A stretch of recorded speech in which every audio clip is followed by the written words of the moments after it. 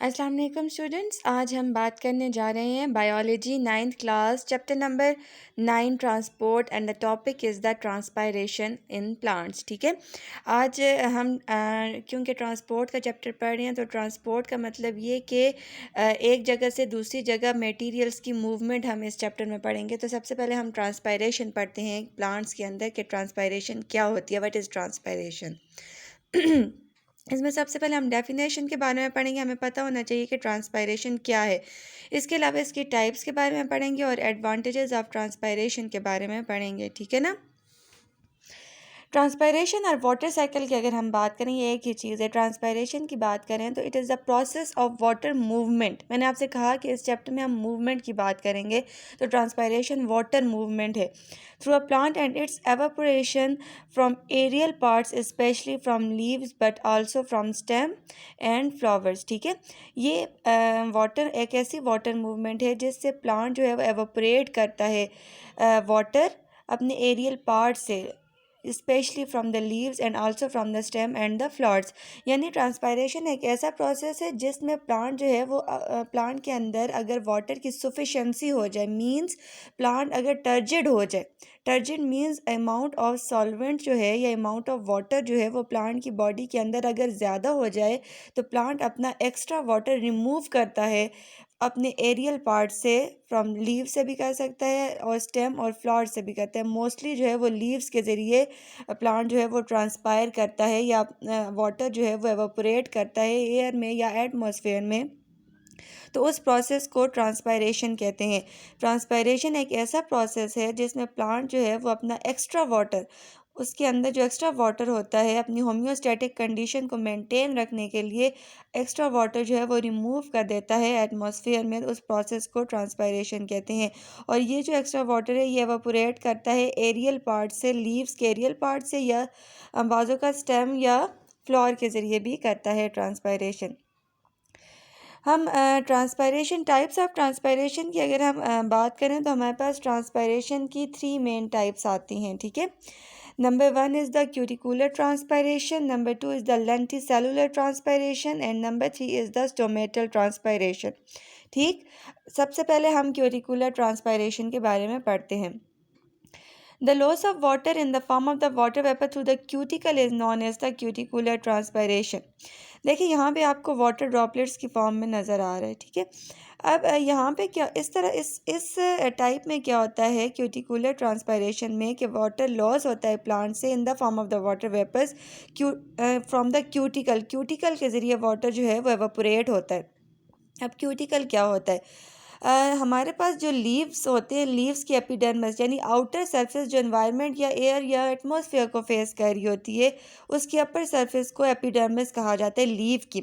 वहाँ पे हमारे पास स्मॉल पोर्स प्रेजेंट होते हैं जिन्हें क्यूटिकल कहा जाता है। उन क्यूटिकल के ज़रिए जिस वक्त ट्रांसपायरेशन होती है या वाटर वेपर्स एवोपरेट होते हैं एटमॉस्फेयर में, तो उस प्रोसेस को क्यूटिकुलर ट्रांसपायरेशन कहा जाता है। ठीक है, जिस तरह से यहाँ पे डायग्राम में शो भी हुआ है। ठीक है, लेंटिसेलुलर ट्रांसपायरेशन की अगर हम बात करें तो loss of water in the form of water vapors taking place to the lenticels present in the woody stems and fruits is known as lenticellular transpiration। अब वो ट्रांसपायरेशन जो लेंटिसेल्स के ज़रिए होती है वो ट्रांसपायरेशन लेंटिसेलुलर ट्रांसपायरेशन कहलाती है। यानी अब अगर हम इसमें बात करें तो लेंटिसेल्स हमारे पास वुडी प्लांट जो बहुत पुराने पुराने दरख्त होते हैं उनकी स्टेम में लेंटिसेल्स प्रेजेंट होते हैं। ठीक है, अब उनकी वुडी प्लांट्स की जो स्टेम होती है उनमें जो लेंटिसेल्स प्रेजेंट होते हैं उनके ज़रिए जो ट्रांसपायरेशन होती है उस प्रोसेस को लेंटिसेलुलर ट्रांसपायरेशन कहा जाता है। ठीक है, ये आप डायग्राम में आपको शो हो भी रहा होगा। It amounts 1 to 5% of the total water loss by the plant. यानी 1 से 5% जो टोटल वाटर है वो लॉस होता है प्लांट का इसके ज़रिए, लेंटिसेलुलर ट्रांसपायरेशन के ज़रिए। ठीक है ना, तो हमने पहले स्टोमेटल ट्रांसपायरेशन की बात की, फिर हमने लेंटिसेलुलर ट्रांसपायरेशन की बात की। लेंटिसेलुलर ट्रांसपायरेशन स्टेम के ज़रिए होती है, वो लीव्स के ज़रिए होती है, ये स्टेम के ज़रिए होती है, वुडी प्लांट्स के स्टेम के ज़रिए। ठीक है, थर्ड वन अगर हम ट्रांसपायरेशन की बात करें तो थर्ड वन हमारे पास आ जाती है स्टोमेटल ट्रांसपायरेशन। प्लांट्स के अंदर सबसे ज़्यादा ट्रांसपायरेशन जो है वो स्टोमेटल ट्रांसपायरेशन होती है। More than 90% transpiration occur through the stomata. Stomata के ज़रिए जो ट्रांसपायरेशन होती है उसको स्टोमेटल ट्रांसपायरेशन कहा जाता है। Stomata are minute pores confined to epidermis of the green shoot and the leaves. Opening and closing of the stomata are controlled by the guard cells.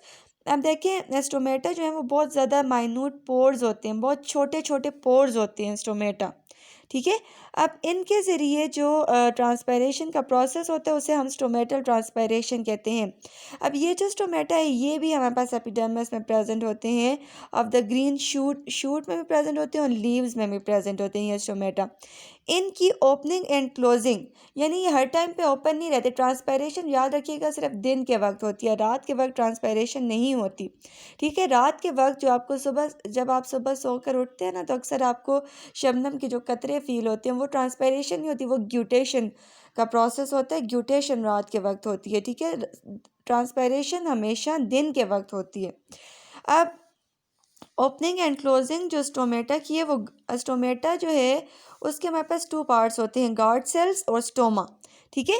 अब ये हमारे पास आपको ये नज़र आ रहे होंगे, ये हमारे पास गार्ड सेल्स हैं। गार्ड सेल्स के दरमियान में जो ओपनिंग होती है उसे स्टोमा कहा जाता है, ठीक है। इनकी ओपनिंग और स्टोमेटा की ओपनिंग और क्लोजिंग को रेगुलेट कर रहा होता है guard cell.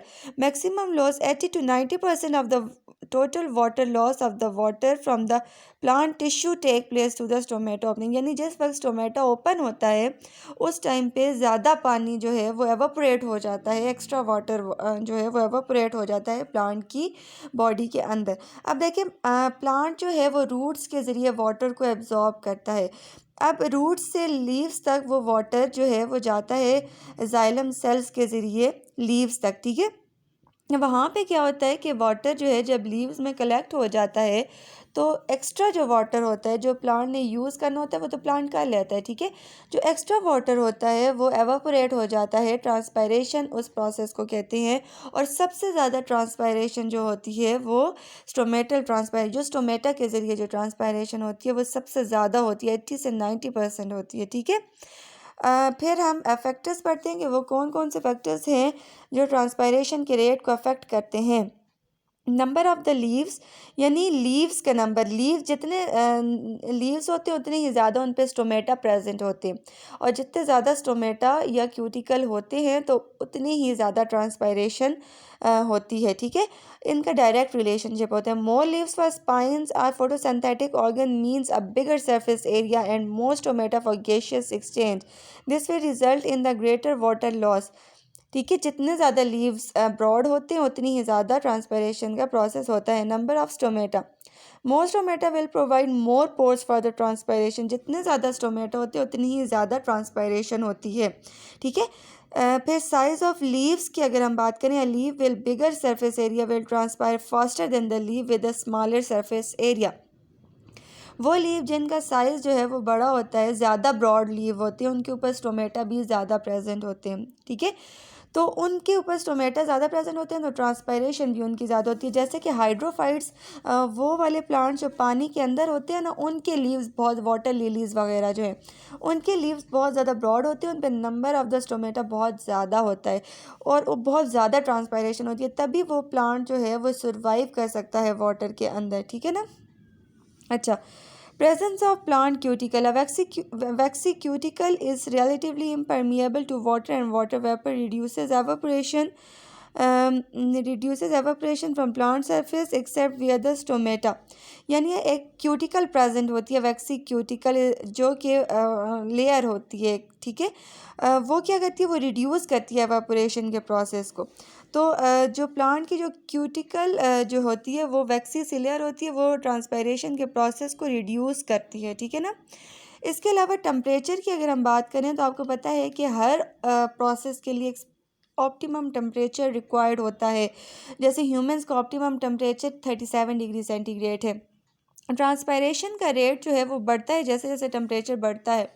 Specially during the growing season related to opening and closing of stomata, क्योंकि जो टेम्परेचर होता है, जो लाइट होती है ना, लाइट सनलाइट, उसी से टेम्परेचर बढ़ता है। तो सनलाइट डायरेक्टली कंट्रोल कर रही होती है स्टोमेटा की ओपनिंग और क्लोजिंग को। तो जैसे जैसे टेम्परेचर बढ़ता जाता है वैसे वैसे ट्रांसपायरेशन का रेट भी बढ़ता जाता है। relative humidity is the relative humidity of the air surroundings the plant rises, the transpiration rate falls. It is easier for water to evaporate into dry air than into more saturated air. Humidity किसको कहते हैं? Presence of water vapour in the atmosphere. Atmosphere के अंदर जब already water vapours present होते हैं तो atmosphere के अंदर स्पेस नहीं होती, यानी ह्यूमिडिटी जब ज़्यादा होती है ट्रांसपायरेशन कम होती है, ह्यूमिडिटी जब कम होती है ट्रांसपायरेशन ज़्यादा होती है। ऑलरेडी अगर एनवायरनमेंट में या सराउंडिंग में स्पेस ही नहीं है तो फिर वाटर एवापोरेट करके कहाँ जाएगा? तो जब ह्यूमिडिटी कम होती है ट्रांसपायरेशन ज़्यादा होती है, जब ह्यूमिडिटी ज़्यादा होती है ट्रांसपायरेशन कम होती है, ठीक है ना। फिर wind and air movement. Wind, जैसे विंड की बात करें तो विंड जब ज़्यादा होती है ट्रांसपायरेशन का रेट कम होता है, और विंड जब कम होती है ट्रांसपायरेशन का रेट ज़्यादा होता है, ठीक है ना। विंड और ट्रांसपायरेशन का आपस में डायरेक्ट रिलेशनशिप है, ठीक है। Increase movement of air around a plant will result in higher transpiration rate. This is somewhat related to relative humidity of the air. यानी विंड ही होती है जो ह्यूमिडिटी को लो करती है, ह्यूमिडिटी को एक से दूसरी जगह पे सराउंडिंग में पास कर देती है, जिसकी वजह से ट्रांसपायरेशन का रेट बढ़ जाता है। सॉइल मॉइस्चर की अगर हम बात करें, when the moisture is lacking plant can begin to senses, यानी जब ज़मीन नम नहीं होती तो ट्रांसपायरेशन का रेट कम होता है, और जैसे ही ज़मीन मॉइस्चराइज होती है, मॉइस्चर होती है, ट्रांसपायरेशन का रेट ज़्यादा होता है, क्योंकि वाटर की अवेलेबिलिटी होती है ना सॉइल मॉइस्चर में, ठीक है। टाइप ऑफ प्लांट की बात करें तो plant transpire water at different rates. Some plants will grow in arid region such as cacti and succulents conserve previous water by transpiring less water than other plants. और ये plants की type तक होता है। अब जिस तरह हाइड्रोफाइट्स हैं उन पे नंबर ऑफ द स्टोमेटा ज़्यादा होते हैं क्योंकि उनकी अवेलेबिलिटी ऑफ वाटर ज़्यादा है। ज़ीरोफाइट्स जो कि ड्राई एरिया में एग्जिस्ट करते हैं उनमें उनके लीव्स स्मॉल होते हैं, उन पे नंबर ऑफ द स्टोमेटा इतने नहीं होते क्योंकि ऑलरेडी वाटर की शॉर्टेज है। तो ज़ाहिर सी बात है प्लांट में ऑलरेडी वाटर की शॉर्टेज है, तो अगर स्टोमेटा ज़्यादा होंगे, ट्रांसपायरेशन का रेट ज़्यादा होगा, तो उस सूरत हाल में प्लांट सर्वाइव नहीं कर सकता। ये हमारे पास फैक्टर्स थे कुछ जो हमने ट्रांसपायरेशन के बारे में पढ़े। ट्रांसपायरेशन के फ़ायदे ये हैं कि ये प्लांट को मेनटेन रखता है, एक होम्योस्टैटिक कंडीशन में प्लांट को रहने में प्लांट की मदद करता है। दूसरा, ये गैसेस एक्सचेंज में भी मदद करता है, ठीक है। और प्लांट के अंदर जो एक्स्ट्रा वाटर होता है उसकी रिमूवल में भी मदद करता है, ठीक है। तो आज हमने ट्रांसपायरेशन के बारे में पढ़ा। Hopefully you understand it. Thank you.